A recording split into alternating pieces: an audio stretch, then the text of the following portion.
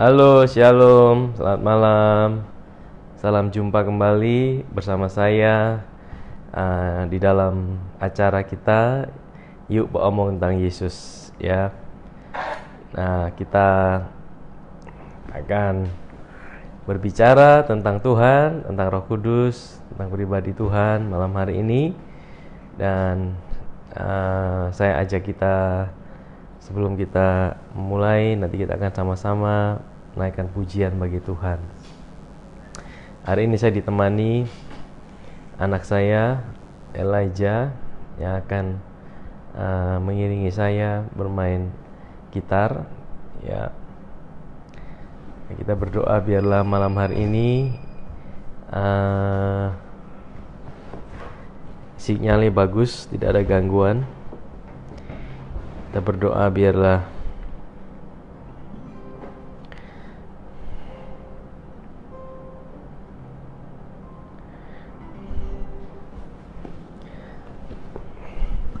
Shalom Ibu Shirley, Shalom Ibu Hong, Om Alesi, Shalom Koneo, apa kabar? Selamat malam.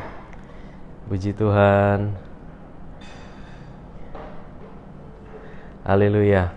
Kita cek-cek suara dulu, ya. Saya menyapa ada Ibu Evi, Uli Jami, ya. Ada Ibu Elvira. Selamat malam. Selamat bergabung, ya. Puji Tuhan, ada Ibu Eta Adu. Ada Ibu Mina Lasa, ya.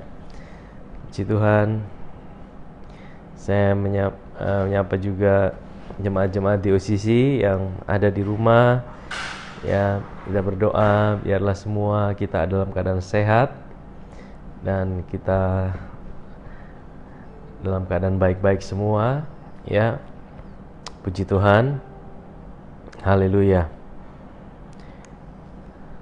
Kita akan bersama-sama malam hari ini, saya ajak kita merenungkan kasih setia Tuhan. Saudara di rumah juga, sekalipun kita dalam keadaan santai, mungkin saudara sedang habis makan, habis menikmati makan malam, saudara lagi santai, tapi kita tetap, saya ajak kita sama-sama, kalau boleh kita merenungkan kasih setia Tuhan, bahwa kita punya Tuhan yang selalu ada dalam setiap musim kehidupan kita. Ya, Dia Tuhan bukan hanya ada dalam musim ketika musim kehidupan kita baik-baik saja, ya, sepertinya tidak ada gelombang, tidak ada tantangan, tapi Dia Tuhan yang ada dalam setiap musim kehidupan kita, baik musim yang baik maupun musim yang kurang baik. Dia Tuhan berjanji bahwa Dia selalu ada bersama kita. Haleluya, haleluya, puji Tuhan.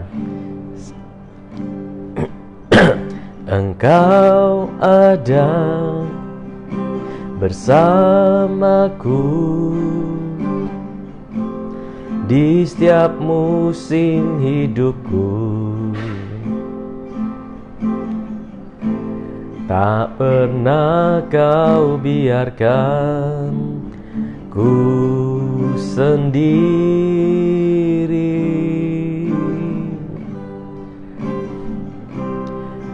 Kekuatan di jiwaku adalah bersamamu. Tak pernah ku ragukan kasih-Mu. Bersamamu Bapa, bersamamu Bapa, ku lewati semua perkenanan-Mu yang teguhkan hatiku. Engkau yang bertindak, memberi pertolongan, anugerah-Mu besar melimpah bagi bagiku. Mari sekali lagi sama-sama katakan, Engkau ada bersama kami Tuhan. Engkau ada bersamaku di setiap musim hidupku. Tak pernah kau biarkan ku sendiri.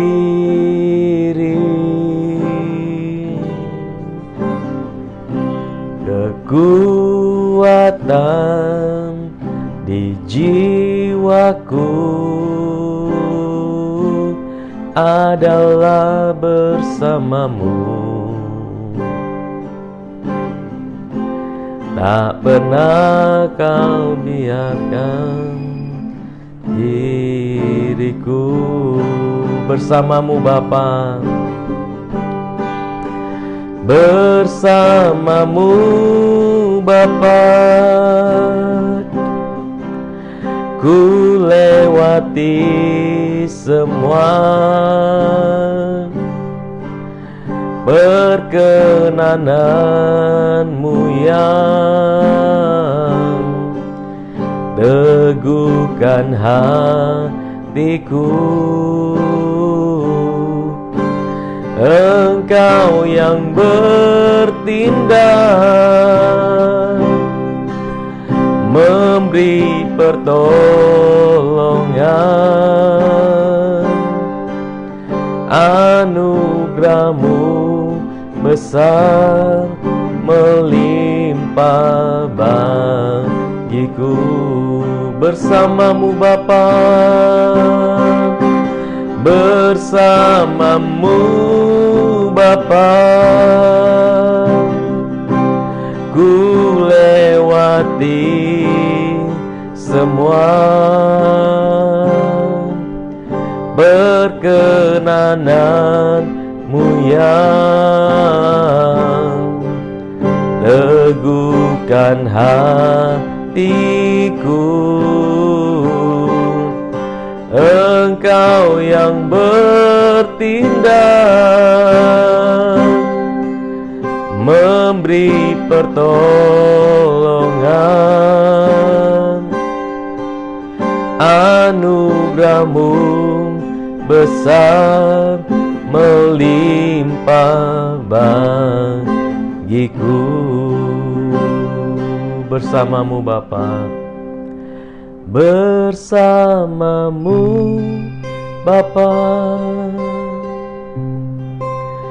ku lewati semua perkenanan-Mu yang teguhkan hatiku. Engkau yang bertindak, memberi pertolongan,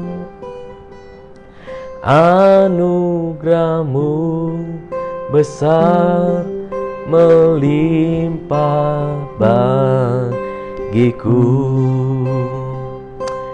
Bersamamu ya Aba Bapa, kami tahu kami melewati semua musim kehidupan kami.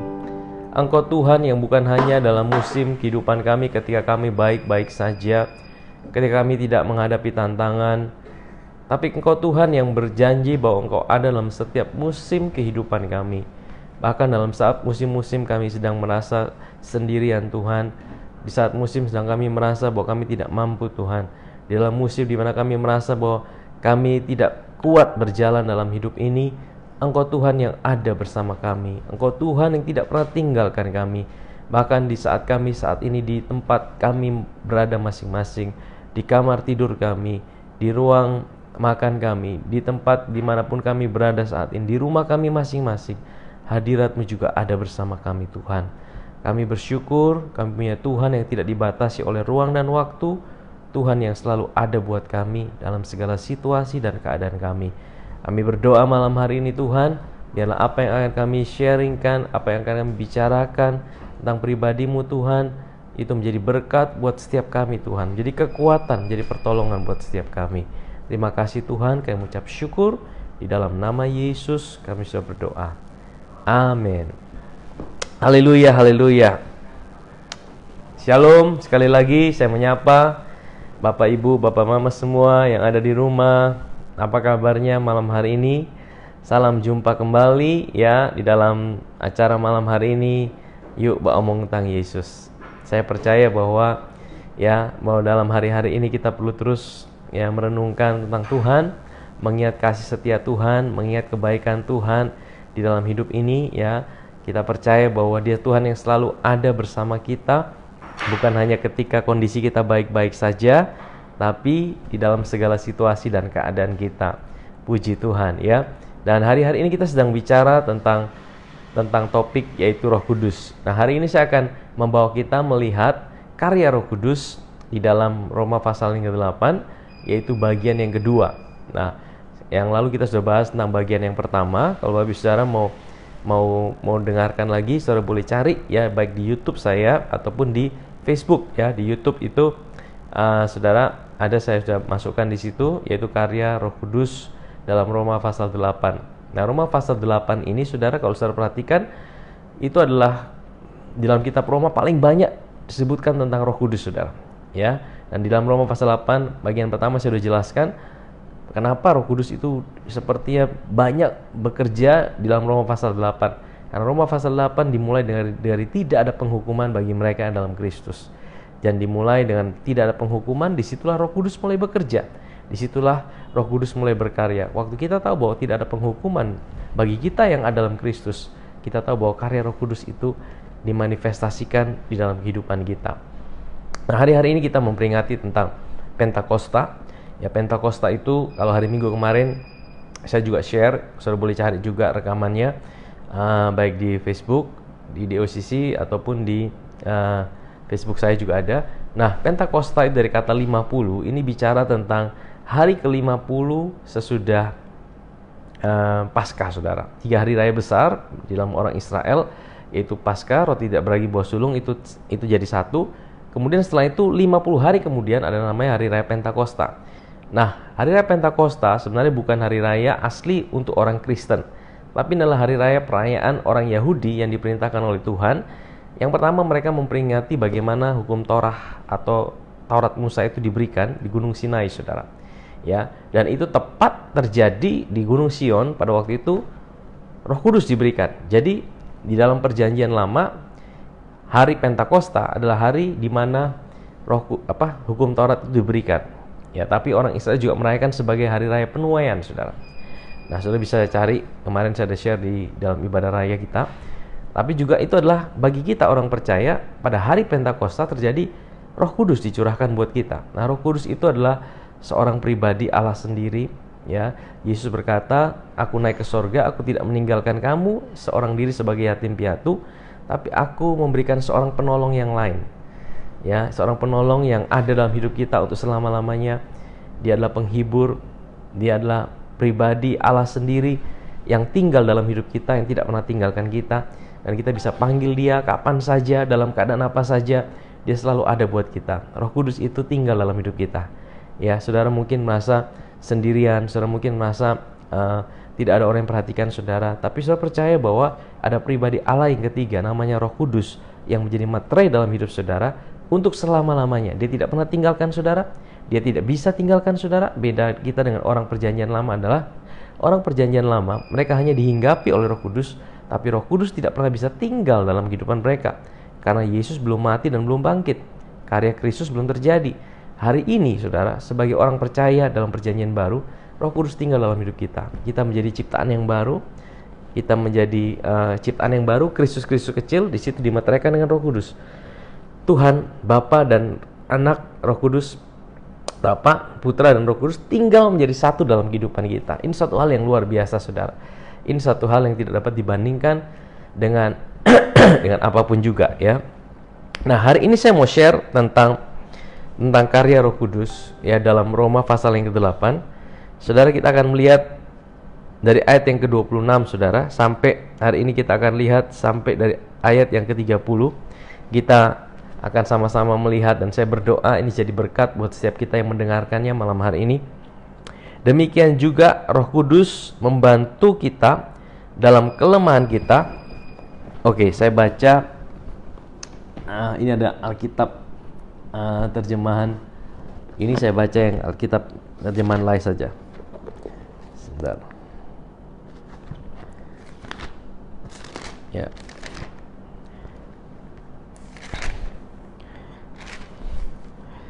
Ayat yang ke-26, demikian juga Roh Kudus membantu kita dalam kelemahan kita, sebab kita tidak tahu bagaimana seharusnya harus berdoa, tetapi Roh Kudus sendiri berdoa untuk kita kepada Allah dengan keluhan-keluhan yang tidak terucapkan. Ayat 27, dan Allah yang menyelidiki hati nurani mengetahui maksud roh itu, yaitu bahwa ia sesuai dengan kehendak Allah berdoa untuk orang-orang kudus. Kita tahu sekarang bahwa Allah turut bekerja dalam segala sesuatu untuk mendatangkan kebaikan bagi mereka yang mengasihi Dia, yaitu bagi mereka yang terpanggil sesuai dengan rencana Allah. Sebab semua orang yang dipilihnya dari semula, mereka juga ditentukannya dari semula untuk menjadi serupa dengan gambaran anaknya, supaya ia, anaknya itu, menjadi yang sulung di antara banyak saudara. Dan mereka yang ditentukannya dari semula, mereka itu juga dipanggilnya. Dan mereka yang dipanggilnya, mereka itu juga dibenarkannya. Dan mereka yang dibenarkannya, mereka itu juga dimuliakannya. Nah, Bapak Ibu yang terkasih dalam Tuhan, kita akan lihat dari ayat yang ke-26. Dikatakan demikian juga Roh Kudus membantu kita dalam kelemahan kita. Kelemahan kita itu apa, Bapak Ibu Saudara? Kelemahan kita dikatakan sebab kita tidak tahu bagaimana seharusnya harus berdoa. Ya, kita mungkin berkata bahwa kita bisa berdoa. Apa itu doa, saudara? Doa itu seringkali kita bikin sesuatu sebagai sesuatu yang rumit, saudara. Doa itu kita pikir sebagai sesuatu yang terlalu harus diatur semua. Doa itu simpelnya adalah bagaimana kita berbicara kepada Tuhan.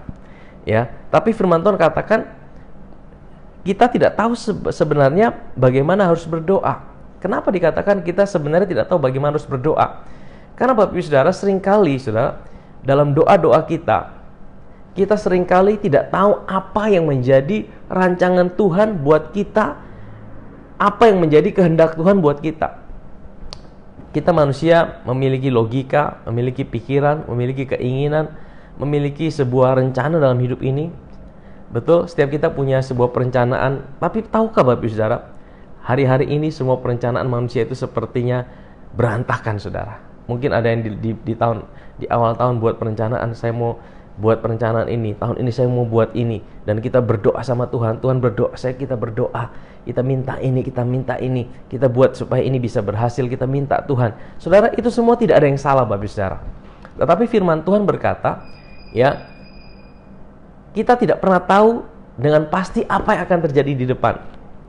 Tapi ada seorang pribadi yang tahu apa yang akan terjadi di depan, dan pribadi itu namanya Roh Kudus, karena Dia adalah Allah itu sendiri. Ya, kalau kita baca firman Tuhan berkata ayat yang ke-27, dan Allah yang menyelidiki hati nurani mengetahui maksud roh itu, yaitu bahwa ia sesuai dengan kehendak Allah berdoa untuk orang-orang kudus. Siapa orang kudus? Saudara dan saya. Kita orang yang percaya kepada Yesus. Orang kudus itu bukan hanya pendeta, bukan hanya orang-orang yang melayani Tuhan. Orang kudus adalah orang yang lahir baru, yang percaya bahwa Yesus adalah Tuhan, yang percaya dia ditebus oleh darah Yesus, dan dia dilahirkan kembali, dia punya identitas yang baru, dia adalah orang kudus. Nah, saudara tahu, kita sebagai orang kudus seringkali kita berdoa, kita mengajukan permohonan. Ya, ada salah satu prinsip doa, ya.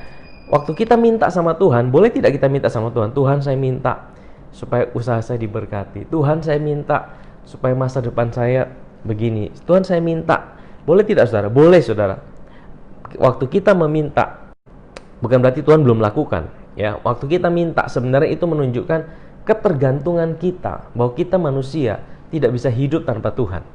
Selalu menempatkan posisi kita bahwa kita adalah orang-orang yang selalu tidak bisa terlepas dari Tuhan. Kita selalu sebagai penerima, dan Dia adalah sebagai pemberi dalam hidup ini. Nah, tetapi waktu kita minta, seringkali apa yang kita minta itu belum tentu sesuai dengan apa yang Tuhan mau dalam hidup ini. Betul? Nah, apa yang dimaksudkan dengan kita tidak tahu harus berdoa apa? Yang pertama adalah karena kita manusia, kita terbatas. Kita bisa buat planning, kita bisa buat perencanaan, kita bisa buat segala sesuatu yang kita mau. Tetapi kita harus selalu bawa itu sama Tuhan, karena Tuhan itu yang tahu yang terbaik buat hidup kita.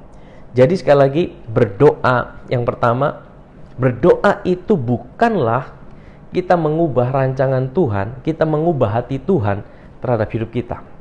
Prinsip doa adalah yang pertama, kita tidak berusaha mengubah hati Tuhan terhadap hidup kita, atau terhadap orang lain, atau terhadap bangsa ini. Saya seringkali bilang, seringkali kita berdoa, Tuhan kasihanilah bangsa ini, Tuhan curahkanlah belas kasihan-Mu, Tuhan ampuni bangsa ini. Saudara, kita seringkali menempatkan posisi seolah-olah kita minta Tuhan itu berubah hatinya. Tadinya dia marah, kita rayu-rayu dia supaya hatinya berubah, sehingga belas kasihan yang turun. Saudara, apalagi situasi seperti ini, ya, seringkali muncul, ayo kita naikkan doa supaya cawan murka Tuhan sama cawan belas kasihan Tuhan, itu cawan belas kasihan Tuhan lebih banyak doanya. Jadi Tuhan tidak jadi murka, seolah-olah karena kita berdoa, murka Tuhan tidak jadi turun. Saudara, ini satu hal yang menurut saya kurang tepat dalam waktu kita berdoa. Berdoa bukan mengubah hati Tuhan terhadap hidup kita. Berdoa adalah menyelaraskan hati kita, atau mensinkronkan hati kita, pikiran kita, kehendak kita kepada apa yang menjadi rancangan Tuhan di dalam hidup ini. Ya, jadi itu yang dimaksudkan dengan kita tidak tahu bagaimana harus berdoa, sehingga Roh itu membantu kita. Nah, itu yang pertama, Roh itu membantu kita. Jadi kenapa juga kita doa kita dalam nama Yesus? Karena Tuhan itu yang menyempurnakan doa-doa kita. Waktu kita berdoa, Roh Kudus itu ambil doa kita dan itu dibawa kepada Bapa melalui Yesus. Dan doa-doa kita yang tidak sempurna itu disempurnakan oleh Tuhan. Amin, saudara. Kita punya seorang pengantara. Yang kedua, ini juga bisa berarti, ya, dikatakan Roh itu sendiri berdoa untuk kita kepada Allah dengan keluhan-keluhan yang tidak terucapkan. Apa maksudnya keluhan-keluhan yang tidak terucapkan? Dalam bahasa Inggrisnya dikatakan with groanings which cannot be uttered. Jadi ada sebuah erangan. Nah, kalau ini saya pernah ngalamin, saudara. Saya pernah ngalamin secara pribadi, makanya saya bisa jelaskan. Waktu itu saya pernah dalam doa, ya, tiba-tiba seperti ada erangan yang keluar. Saya tidak tahu itu apa, tapi itu erangan tidak bisa berhenti. Nah, di sini saudara, kita tidak paham apa yang sedang kita doakan, tapi Roh Kudus yang ada dalam kita berdoa untuk kita. Ya, dia tahu apa yang harus didoakan dengan erangan-erangan yang tidak terkatakan itu, saudara. Nah, kalau saudara dilawat Tuhan seperti itu, saudara pernah ngalamin seperti itu, jangan merasa, wah, ini ada apa ini? Ya, just enjoy, just nikmati saja. Dan saya masih percaya bahwa, ya, salah satu karunia-karunia Roh Kudus, ya, itu masih terjadi dan masih berlangsung sampai dengan hari ini. Karunia mujizat, karunia bahasa roh, itu masih terjadi, saudara. Dan kita tidak sedang berusaha memasukkan Tuhan dalam box, ya, seolah-olah Tuhan tidak bisa lagi lakukan itu semua. Saya percaya Tuhan masih bisa bergerak apa yang dia mau dan apa yang dia mau dikerjakan. Tidak ada yang bisa membatasi Tuhan, dan Tuhan pakai setiap kita juga. Roh Kudus itu kasih karunia-karunianya dalam hidup kita, itu masih bisa terjadi, Bapak Ibu Saudara, ya. Jadi kita tidak boleh sampai membatasi diri Tuhan. Wah, Tuhan tidak lagi bekerja, ya, Tuhan tidak lagi bekerja secara karunia-karunia itu. Tidak, saudara. Juga kita tidak boleh, wah, sedikit-sedikit harus, kalau tidak ada bergetar, atau kalau tidak ada Tuhan tidak bekerja, juga tidak seperti itu, saudara. Ya, kita membebaskan Tuhan bekerja dalam hidup kita melalui karunia-karunia roh, tapi juga kita tidak buat-buat itu sehingga seolah-olah kalau tidak ada seperti itu Tuhan tidak bekerja, ya. Nah, ayat yang berikutnya, saudara, ayat yang ke 28. Nah, ini salah satu ayat yang sangat-sangat terkenal dan seringkali kita kutip, ya, di dalam setiap area waktu kita ngadapin sesuatu.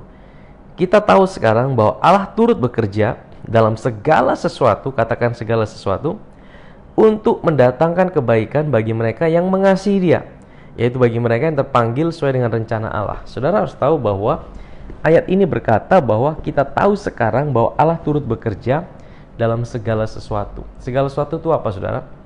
Segala sesuatu itu baik yang baik maupun yang buruk. Ya, tadi kita nyanyi lagu Engkau ada bersamaku di setiap musim hidupku. Musim hidup itu, kalau namanya musim, ya musim itu kadang ada musim yang cerah, ada musim yang gelap. Ya, ada musim hujan, ada musim panas. Ada musim kemarau, ada musim yang sedang tidak kering, ya. Saudara, artinya di dalam hidup kita sebagai anak Tuhan, tidak tertutup kemungkinan kita akan kita bisa mengalami hal-hal yang dalam tanda kutip, hal yang buruk dalam hidup ini, saudara. Ya, hal buruk itu bisa terjadi karena beberapa hal. Hal buruk itu bisa terjadi karena kebodohan kita sendiri dalam hidup ini, karena pilihan-pilihan yang kita buat dalam hidup ini. Contoh gini, saudara. Ya, kita hari ini kita malas-malesan, atau kita malas-malesan, ya akibatnya apa? Ya, kita di dalam hidup kita ketinggalan, kita banyak hal yang kita kehilangan. Saudara, itu bukan Tuhan yang buat kita jadi malas, saudara, tapi karena keputusan kita sendiri. Contoh, ya, kita suka nipu, ya, kita bohong-bohong sama orang. Akhirnya apa? Orang tidak percaya sama kita. Itu hal-hal buruk yang kita lakukan, yang kita alami karena keputusan yang kita buat dalam hidup ini, saudara. Ya, tapi juga ada hal-hal buruk yang memang Tuhan memang bawa kita melewatinya untuk kita mengalami sebuah proses di mana Tuhan mau angkat kita lebih lagi, mengalami kemuliaannya lebih lagi. Ya, ada hal-hal yang memang Tuhan mau bawa kita lebih lagi, saudara. Nah, tapi apapun juga itu, saudara, saya mau bilang ini, ya, tidak semua hal buruk itu dari Tuhan, tapi Tuhan izinkan dalam hidup kita. Artinya gini, saudara, bahkan di dalam hal-hal buruk yang sekalipun bukan rancangan Tuhan dalam hidup ini, ya, kita bisa melihat bahwa Tuhan bisa punya, ya, Tuhan bisa mengubah setiap hal buruk itu menjadi kebaikan. Artinya, sekalipun kita saat ini mungkin saudara sedang mengalami hal buruk karena apa yang saudara buat, apa yang saudara putuskan. Pemazmur berkata, sekalipun ku berjalan lewat lembah kelam, sekalipun aku yang berjalan dalam lembah kekelaman, keputusanku yang buat aku berjalan dalam lembah kekelaman. Atau mungkin hari ini sedang terjadi di mana-mana susah, ya, pandemi, banyak orang ngalamin lembah kekelaman karena situasi yang ada. Tapi percayakah, saudara, bahwa di balik semua ini Tuhan sebenarnya mau bilang ini, jangan fokus dengan situasimu, jangan fokus dengan keadaanmu, tapi tetaplah lihat ada kebaikan Tuhan. Saya mau bilang ini, ya, lihatlah kebaikan Tuhan bahkan di tengah-tengah situasi yang buruk sekalipun dalam hidupmu.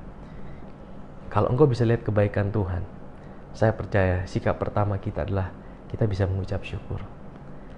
Kita bisa mengucap syukur, Tuhan, sekalipun mungkin situasiku hari ini kurang baik, sekalipun situasiku hari ini tidak seperti apa yang aku harapkan, tapi aku bisa melihat kebaikan Tuhan dalam hidup ini.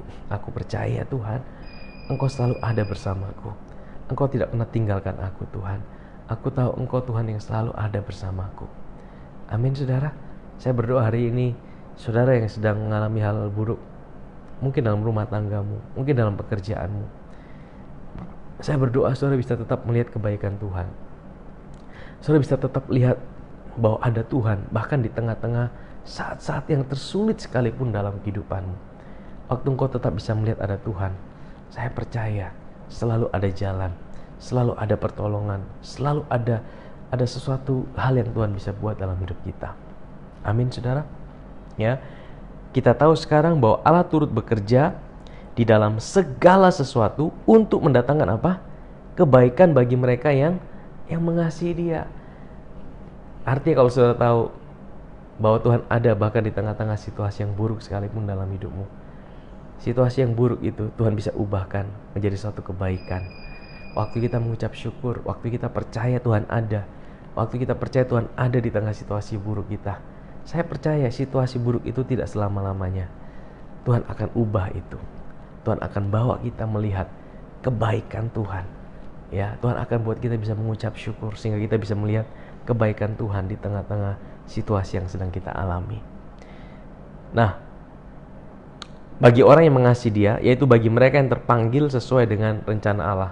Saudara percaya Kalau saudara tahu dan tahu bahwa engkau adalah orang lahir baru, engkau tahu dan tahu bahwa engkau lahir baru itu hanya engkau dan Tuhan yang sendiri yang tahu. Kalau engkau tahu bahwa engkau lahir baru, engkau adalah orang yang dipanggil dan dipilih oleh Tuhan, dan Tuhan punya rancangan dalam hidup saudara. Amin. Mazmur 139 berkata bahwa Dia Tuhan yang udah menuliskan hari-hari kehidupan kita bahkan sebelum kita lahir. Ya, masih di kandungan ibu kita, Dia tulis setiap hari rancangannya buat hidup kita.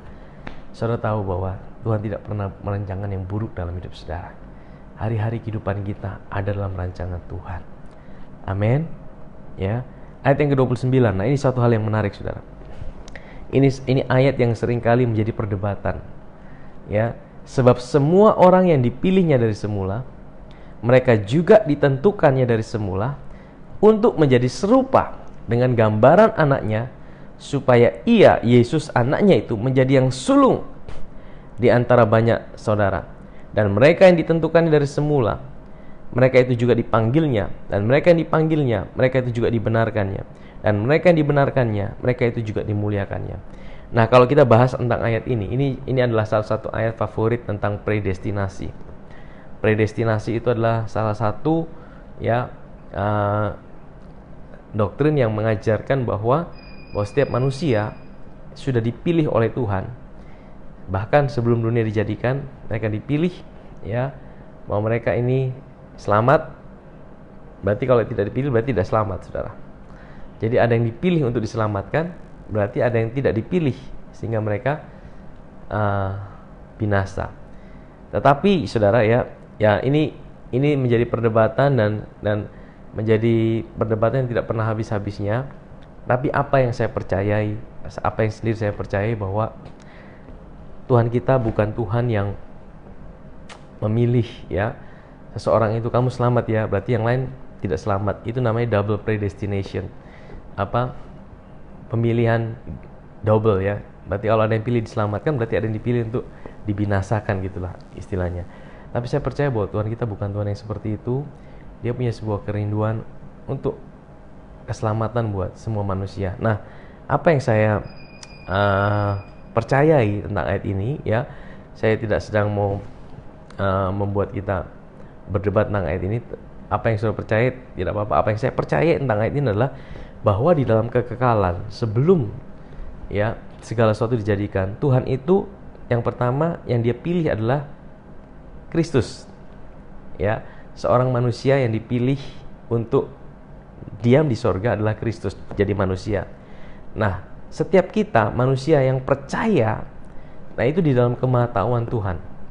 Di dalam kemahatauan Tuhan tentang siapa yang akan percaya dan siapa yang akan menolak Dia. Tuhan kasih kebebasan itu, ya, dan di dalam kemahatauan itu Dia menetapkan mereka yang percaya untuk ada di dalam Kristus sebelum dunia dijadikan, ya. Nah, inilah yang membuat seorang manusia yang sudah ditaruh dalam Kristus, dia tidak bisa kehilangan keselamatannya. Nah, dan saya percaya bahwa, ya, setiap kita yang percaya kepada Dia, kita aman ada dalam Dia. Firman Tuhan berkata, sebab semua orang yang dipilihnya dari semula, mereka juga ditentukannya dari semula untuk menjadi serupa dengan gambaran anaknya.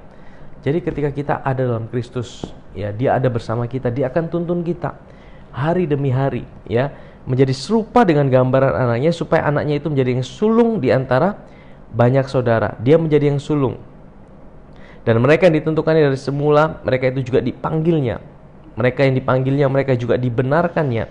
Dan mereka dibenarkannya, mereka juga akan dimuliakannya. Nah, Bapak Ibu Saudara, inilah perjalanan kehidupan kita sebagai anak-anak Tuhan. Bahkan Tuhan itu sudah tahu hidup kita dari awal hingga akhirnya, ya. Dia sudah tahu akhir hidup kita. Kita tidak tahu akhir hidup kita karena kita berjalan secara kronologis waktu. Tapi Tuhan itu sudah tahu kita bahkan sebelum dunia dijadikan, dan akhir hidup kita ditaruh dalam Kristus. Nah, dalam Efesus 1 ayat 4 dan 5 berkata bahwa sebelum dunia dijadikan, setiap kita sudah ditaruh dalam Kristus. Artinya apa? Sebelum kita hilang dalam Adam, Dia sudah menemukan kita di dalam Kristus. Saya percaya hari-hari ini seringkali kita dalam sebuah ketidakpastian. Hari-hari ini kita dalam sebuah kebimbangan. Tapi percayalah, sekalipun kita tidak mengerti segala sesuatu, sekalipun kita tidak bisa tahu segala sesuatu, satu hal yang mesti kita percaya dalam hidup ini adalah kita punya Tuhan yang sudah ada dan Dia ada di depan kita. Dia tidak pernah terkejut akan apa yang terjadi hari ini. Dia tidak pernah terkejut akan apa yang akan kita alami ke depan, karena Dia Tuhan yang pegang hidup kita. Dia Tuhan yang selalu ada bersama kita di dalam segala apapun yang kita alami dalam hidup ini. Amin Bapak Ibu Saudara. Amin. Kita punya Tuhan yang mencintai kita lebih dari segalanya. Jadi hari ini kita belajar bahwa Roh Kudus Dia akan membantu kita. Dia akan membantu kita dalam kelemahan kita. Kelemahan kita apa? Kelemahan kita tidak bisa berdoa. Karena seringkali doa-doa yang kita naikkan mungkin bisa salah.